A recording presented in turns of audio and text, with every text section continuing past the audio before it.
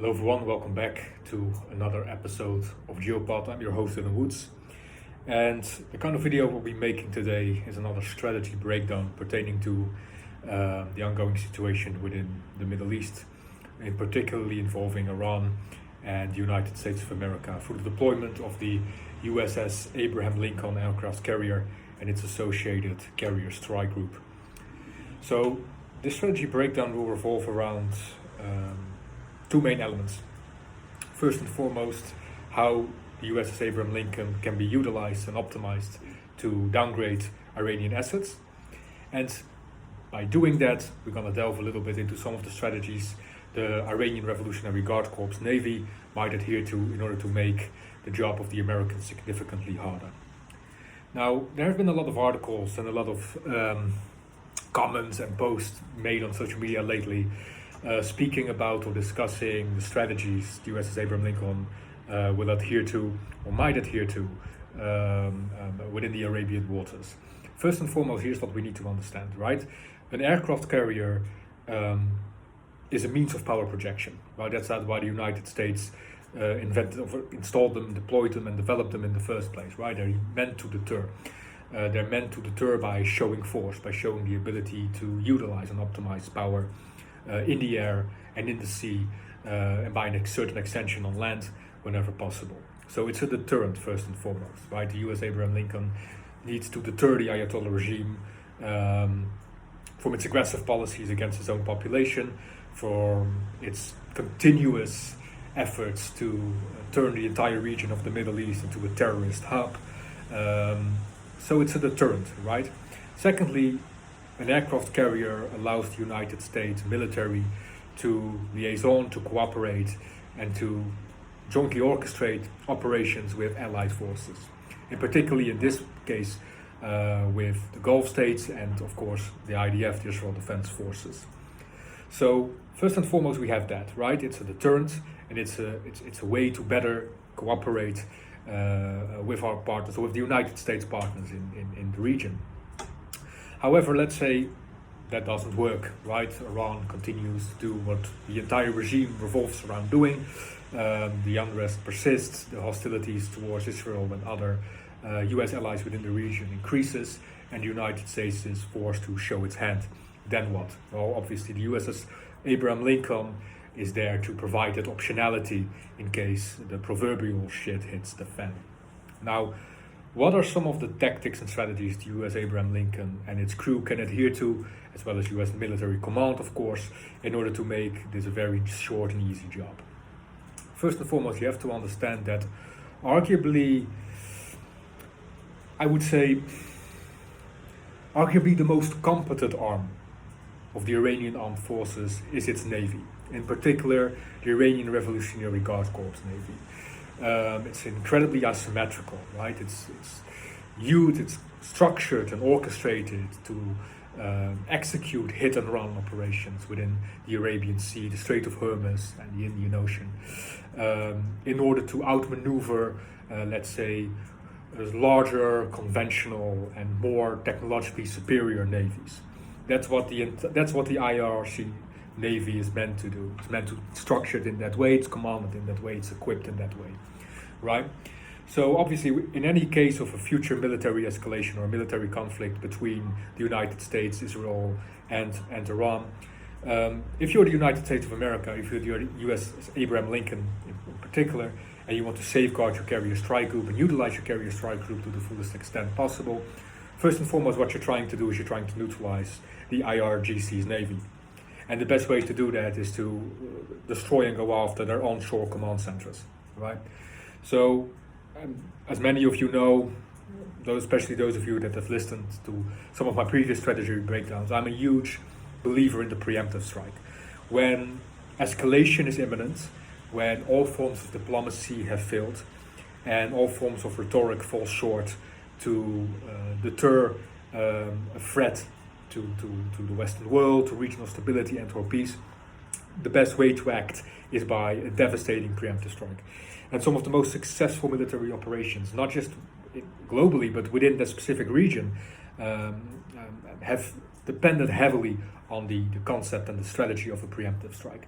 So if you want to utilize the U.S. Abraham Lincoln and its many attributes, and many combative elements it has at its disposal, you go after the onshore command centers of the IRGC's Navy, right?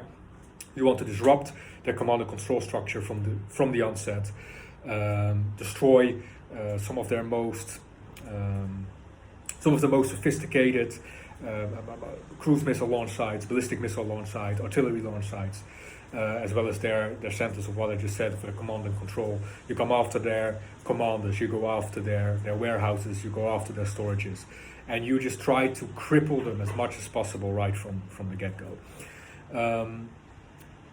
Now, yes, of course, many of you might say, but the Iranian Revolutionary Guard Corps, it's like you said before, it relies on asymmetrical warfare, right? It relies on small vessels, hit-and-run tactics, area denial operations, economic pressure by closing the Strait of Hormuz, harassing naval vessels, harassing civilian vessels, all of that.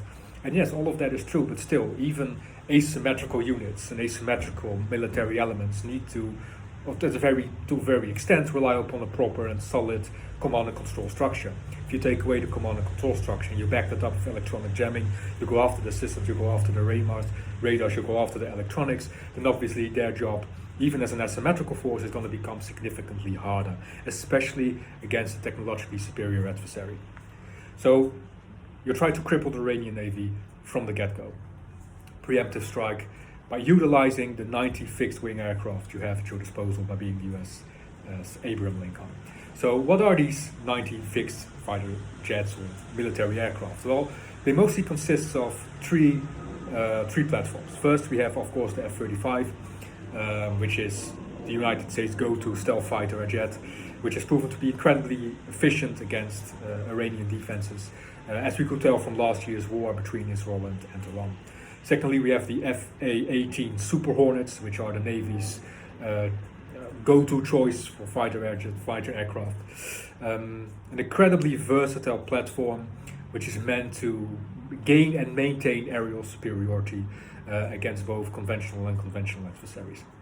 And then we have another fixed-wing aircraft, the EA-18G Growler. Now, the Growler is almost identical to the FA-18 in design. And the way it's produced and the way it's developed. The main difference is that the Growler is a support aircraft. It's meant to electronically jam the radars and electronic systems of the adversary so that the air superiority and hunter aircraft of the US Navy can do their job to the fullest extent possible. So obviously there's many ways in which you can utilize the Growler, right? You can utilize the Growler to enhance interoperability between the F-18, the FA-18 and the F-35s, to enhance their efficiency against ground-based targets in the case of, let's say, a preemptive strike against onshore Iranian Navy targets, to disrupt command and control, to neutralize equipment and take out enemy offensive capabilities.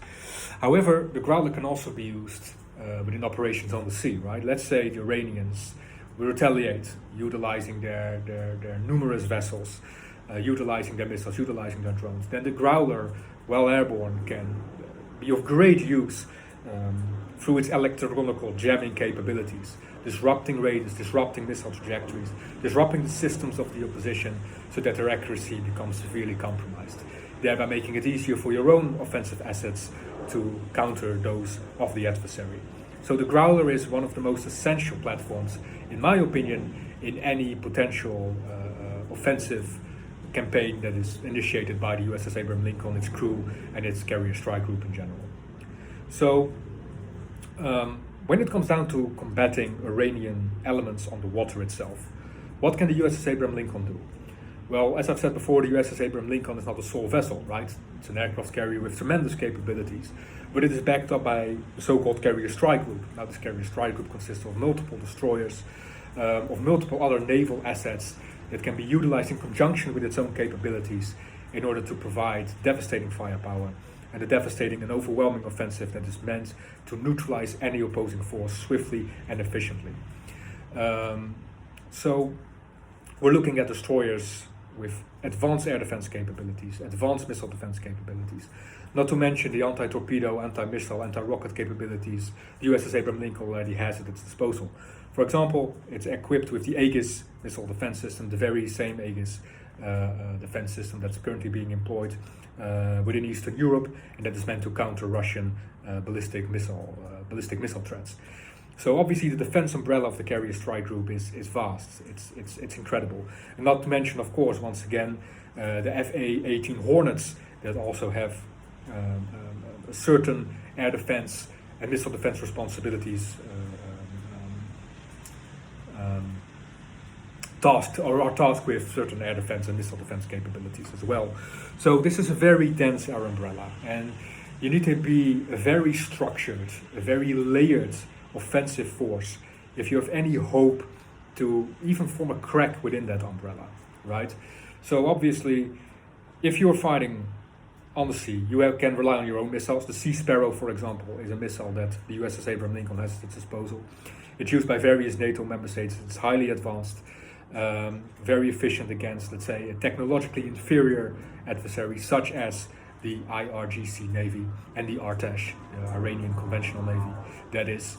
And of course you have your aerial assets, which in my opinion will be the deciding factor and will make life significantly easier for yourself. Iran pretty much has no answer to a force that is superior in the air. Once again, we have seen this within last year's war with Israel.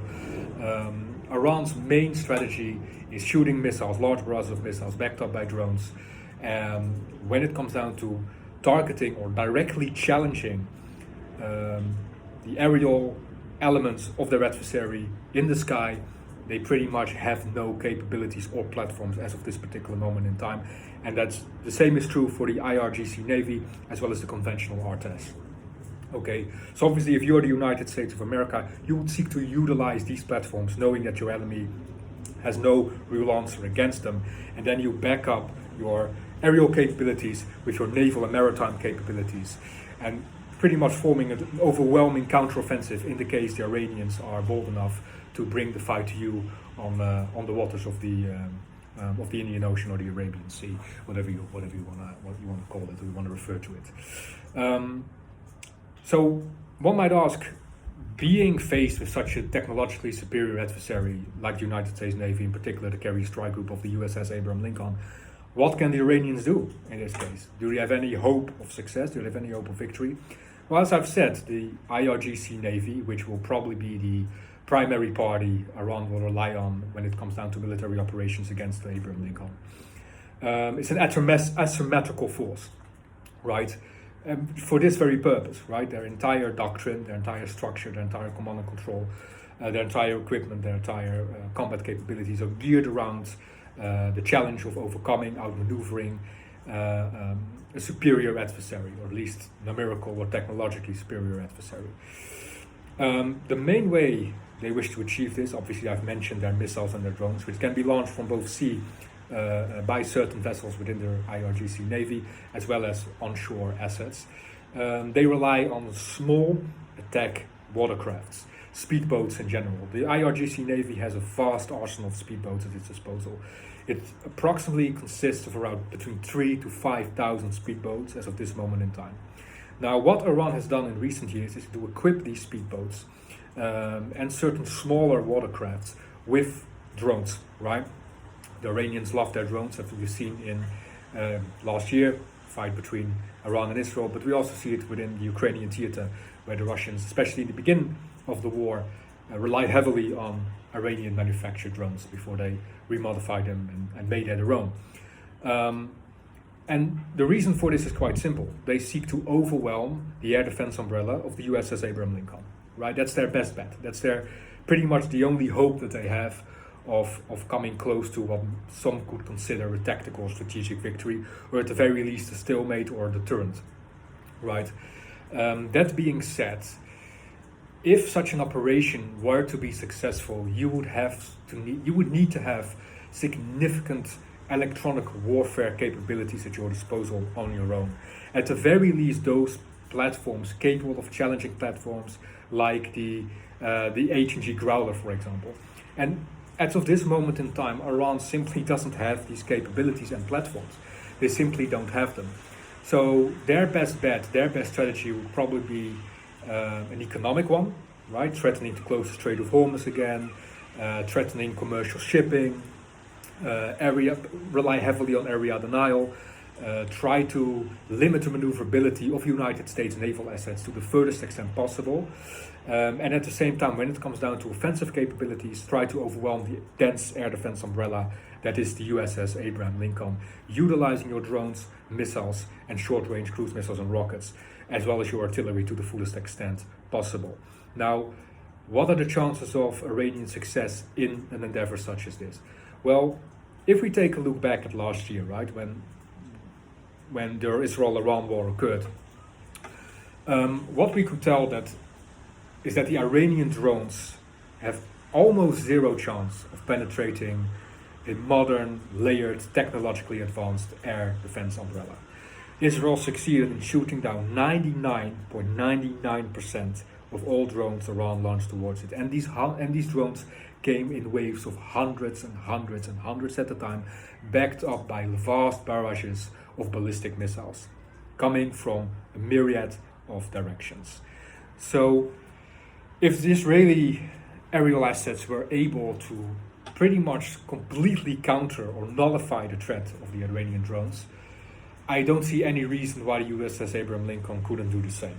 Especially if we're talking about a military operation, multifaceted military operation, where the United States seeks to deploy devastating and overwhelming force in order to cripple their adversary early and decisively. And I haven't even mentioned the fact that such an operation might be initiated with cooperation from, let's say, the Israelis, right? I count the chances of Iran to effectively damage the USS Abraham Lincoln, not even to mention sink it, to be extremely slim to none. Extremely slim to none. But then again, it's war, and in the fog of war, stranger things have occurred. The IRGC's Navy's asymmetrical capabilities are a threat that we need to be aware of, that needs to be studied, that needs to be planned for in order to be effectively nullified. And I believe that the policymakers and the commanders pertaining to this ongoing situation in the Middle East will do just that, right? So, obviously, the United States has the favor, right, in this standoff, at the very least on paper. And I haven't even mentioned the fact that a joint operation consisting of both Israeli military assets as well as United States military assets will slink Iran's chances even more, right? For example, let's say the USS Abraham Lincoln takes it upon itself to cripple the Iranian Navy, Iranian naval assets, or at the very least those naval assets that pose the most significant threats to them. Then you allow the Israelis to do the same thing they did last year. Go after their missile launchers on the ground, go after key figures within Iran's chain of command, try to utilize opposition forces on the ground, try to support them, try to provide them with intelligence, try to rally them, try to organize them so that they can be your boots on the ground should the need arise. And while the Israelis are doing that, you, as the USS Abraham Lincoln and all the naval assets attributed to it, you pretty much have a clear path to, in my opinion, to the complete neutralization of at the very least, a pathway to prevent the Iranian Navy to remain operable against you with devastating force and with overwhelming firepower at your disposal. So, like I said, this is a strategy breakdown. So what I am doing here is just listing the strategies that the USS Abraham Lincoln can adhere to in order to cripple Iran's military assets, in order to nullify the threats that Iran's military assets poses against them, and how the United States can rally their allies within the region to help them in this endeavor, obviously stinking the chances of Iranian success some more. Moral of the story, the USS Abraham Lincoln is one of the most efficient and advanced pieces of military ingenuity that the world has ever seen. And I don't believe that Iran has the strategies, the command and control structure, the equipment, the capabilities, and the methodologies to pose a serious threat to it. So that is just all I want to share with you today. Quick strategy breakdown of how the United States can make quick work of the Iranian Navy should the current situation escalate. If you have any comments for me, if you have any questions for me, if you have any topics you want me to discuss next, or you want me to treat next, please leave them in the comment section down below, or reach out to me directly in one of my socials, and I aim to get back at you as swift as possible. Once again, I thank you very much for listening to this clip. Leave a like, subscribe to my channel, and I hope to see you all again next time. Thank you very much.